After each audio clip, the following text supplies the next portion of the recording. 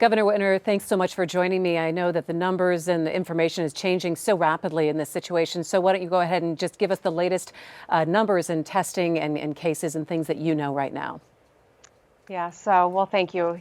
We are confronting this challenge in an aggressive nature and trying to make sure that we are keeping the public informed.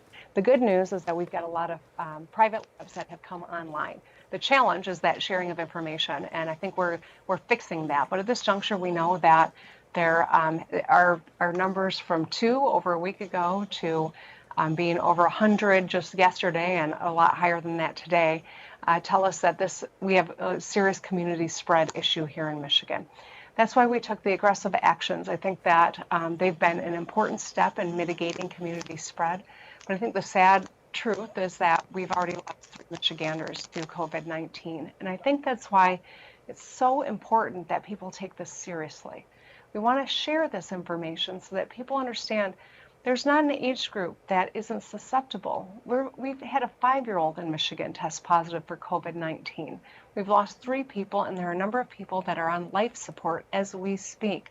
It's critical that everyone does their part.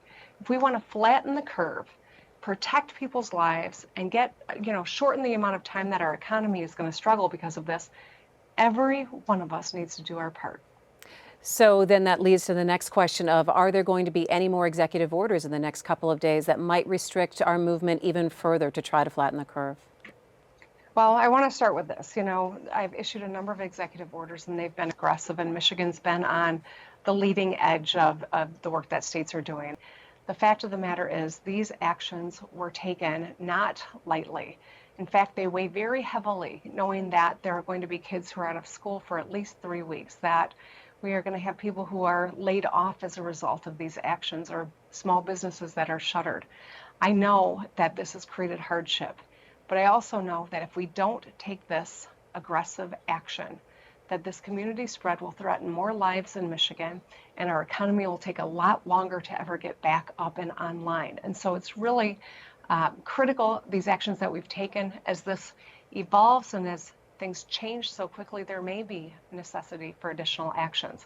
Let's talk about kids and parents who are home right now. We've got many kids who are watching. This is coming on the first week of them being home, and they're looking and hearing rumors going around that maybe they wouldn't have school for the rest of the year. What can you tell parents and kids right now about where they might be in the next couple of weeks? Well, we're 4 days into this 3-week break that I have ordered. I cannot tell you where we will be come April 5th. All I can say is that we are moving as aggressively as we think public health demands, that we are using the best science and facts to make decisions to make your children and your families and our employers and our employees safe. This comes with great hardship. As a parent of kids myself, I know that my kids are home and they'd prefer to be in school. Even though they're teenagers, they still would prefer to be in school. But the fact of the matter is, we have to do what the right thing to do is on behalf of our kids and our teachers and our people in this state. And as we get closer to April 5th, as I have more information and we know where we are a little bit closer to that date, I will be very clear about a decision that I have to make and why I'm making it, but it's too early to know what that's going to be. And one last message, as this feels like this last 10 days, it feels like a lifetime has gone by. Your last message to the people of Michigan. Well, this is hard. None of this is easy. Our lives have been upended. And yet we must keep going. We must do everything that we can, and every one of us needs to play our part.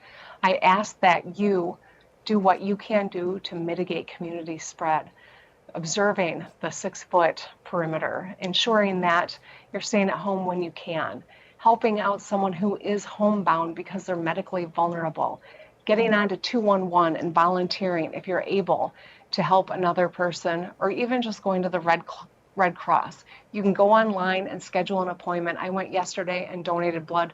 They desperately need blood supplies. So if you can take care of yourself, that's first and foremost. If you have the bandwidth to help out a little bit more, there are certainly ways that you can do that in a safe manner that makes a difference.